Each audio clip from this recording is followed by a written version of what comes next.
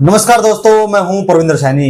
दोस्तों, आजकल social media पर काफी सारा गंद जो है वो फैला हुआ है, क्योंकि एक तरफ अगर हम देखते हैं तो कुछ समय पहले जब सोशल मीडिया से गंद हटाने की बात की गई थी, लेकिन अगर इस वक्त हम देखते हैं तो एक तरफ धर्मेंद्र हुड्डा और दूसरी तरफ जो रामपाल महाराज है, उनके जो अनुयायी हैं, उनकी तरफ से लगातार वीडियो बनाई जा रही है और दोनों तरफ से लगातार आरोप प्रत्यारोप का दौर जारी है। लेकिन सबसे बड़ी बात यह है कि जिस तरीके की भाषा का प्रयोग किया जा रहा है, जिस तरीके से शब्दों का चयन किया जा रहा है, वो कतई भी स्वीकार करने योग्य नहीं है। अगर हम किसी की बुराई भी करते हैं, अगर हम अपनी बात किसी के सामने रखते हैं, तो कम से कम सभ्य शब्दों का इस्तेमाल होना चाहिए, ताकि जो भी लोग उस वीडियो को सुने, देखें, कम से कम उन्हें जो है इस बात की गलानी न हो कि आखिरकार आप लोग बोल क्या रहे हैं। दोनों तरफ से लगातार हमला जारी है और इसी विषय पर चर्चा करने के लिए हमारे साथ राठी खाप के प्रधान वीरेंद्र राठी जी हमारे साथ है। डॉक्टर साहब, आपका स्वागत है। आपका बहुत बहुत धन्यवाद। सभी दर्शकों को मेरी तरफ से नमस्कार। डॉक्टर साहब, कुछ समय पहले महापंचायत हुई थी कि हमें सोशल मीडिया से इस गंद को हटाना है, अश्लीलता को खत्म करना है, लेकिन फिर से वो चीज लौट आई है। जिस तरीके से शब्दों का इस्तेमाल किया जा रहा है धर्मेंद्र हुड्डा की तरफ से, उनके समर्थकों की तरफ से, और दूसरी तरफ जो रामपाल महाराज के समर्थक है उनकी तरफ से, वो कतई भी स्वीकार करने योग्य नहीं है। आप क्या कहेंगे? जिन दो व्यक्तियों का आपने जिक्र किया, एक तो संत रामपाल जी महाराज, एक धर्मेंद्र हुड्डा, दोनों ने एक अच्छी सकारात्मक शुरुआत की थी, पहल की थी। रामपाल महाराज जी ने तो जब किसान बाढ़ग्रस्त था, खेतों से पानी नहीं निकल रहा था, अगली फसल की बुआई का भी ये लग रहा था कि शायद हो ना हो, जलमग्न खेतों को तो पानी को निकालने के लिए उन्होंने जिस प्रकार से पाइप दिए, मोटरें दी और अनेक गरीब लोगों के घर उन्होंने बनवाए और ये कहा कि वह जिस भी किसी को किसी भी प्रकार का कष्ट है, आर्थिक रूप से जिसको सहायता चाहिए, उनकी उन्होंने दिल खोल करके मदद की। और न केवल समूचे हरियाणा प्रदेश से बल्कि देश भर के अंदर उनके इस कार्य के लिए सराहना हुई।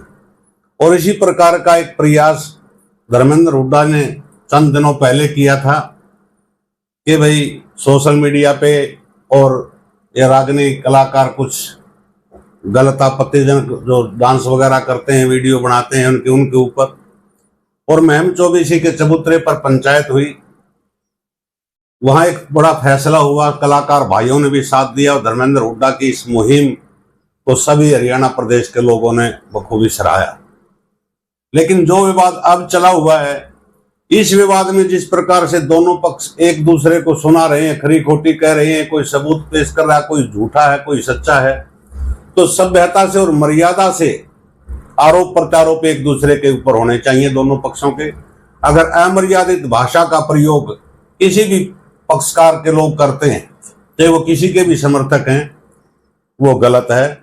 जिस सोशल मीडिया से और समाज से हम कुरीतियों को मिटाना चाहते हैं, या खुद स्वामी रामपाल जी भी चाहते हैं कि कुरीतियां समाज से मिटें, धर्मेंद्र हुड्डा भी चाहते हैं, आप जैसे समाज के अंदर रहने वाला हर व्यक्ति चाहता है। अगर वो इस चीज को देखता है, परिवार के बीच में भी बैठ करके इनकी वीडियो लोग सुन सकें, तो वीडियो के ऊपर, सोशल मीडिया के ऊपर तो इस प्रकार के विचार होने चाहिए।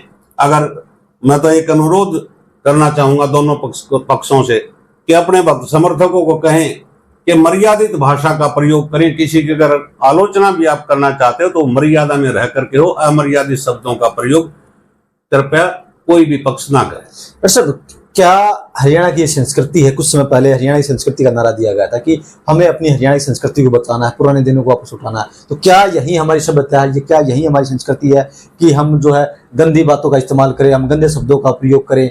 तो क्या हम सही शब्दों का चयन नहीं कर सकते? हम ये अपील जो है, खुद दोनों अपनी इमेज को देखें कि धर्मेंद्र हुड्डा जी की आज क्या इमेज समाज के अंदर है, प्रदेश के अंदर है, और स्वामी रामपाल जी की इमेज आज देश के अंदर क्या है। अगर उनके वो अनुयायी हैं या उनके अपने आप को समर्थक बता रहे हैं, तो उनकी इज्जत को देख करके, उनके स्थान को देख करके शब्दों का चयन करो ना।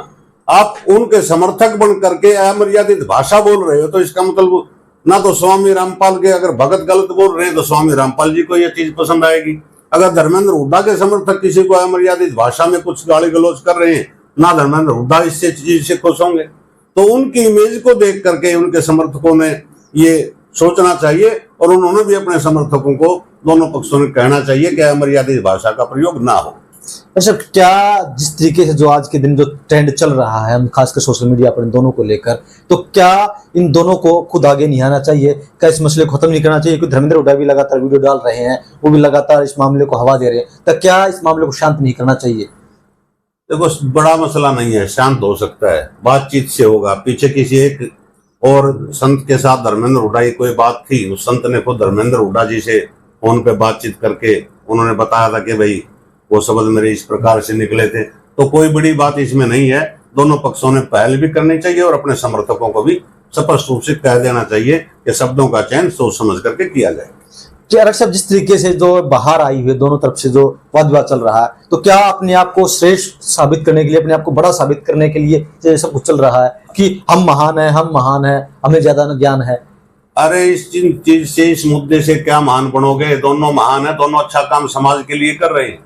धर्मेंद्र हुड्डा जी ने बहुत साल, 2-3 साल पहले की मैं आपको बताता हूँ, एमडी यूनिवर्सिटी रोहतक के अंदर शायद एमए पॉलिटिकल साइंस का पेपर था, कोर्ट में केस करके उसको कैंसिल करवाया था। 2 बार एग्जाम हुआ था क्योंकि पिछले साल का पेपर एज इट इज दे दिया गया था।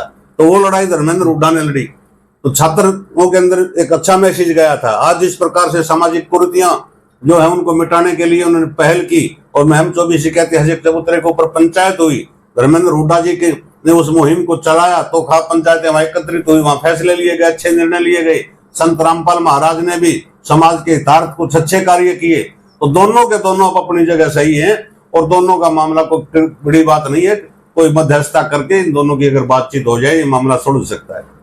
तो चलिए दोस्तों, उम्मीद हर कोई यही कर रहा है कि जिस तरीके से सोशल मीडिया पर शब्दों का चयन किया जा रहा है, जिस तरीके से एक दूसरे पर आरोप लगाए जा रहे हैं, अगर आपको आरोप लगाने हैं तो लेकिन शब्दों का चयन कम से कम सही होना चाहिए।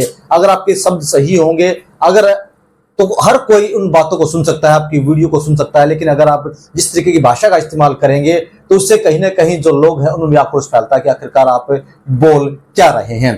तो जल्द से जल्द इस मामले को पर जो भी लोग उल्टी सीधी बातें कर रहे हैं, कम से कम उन लोगों के खिलाफ कार्रवाई जरूर होनी चाहिए। डॉक्टर साहब, इस विषय पर चर्चा करने के लिए आपका बहुत बहुत धन्यवाद। शुक्रिया।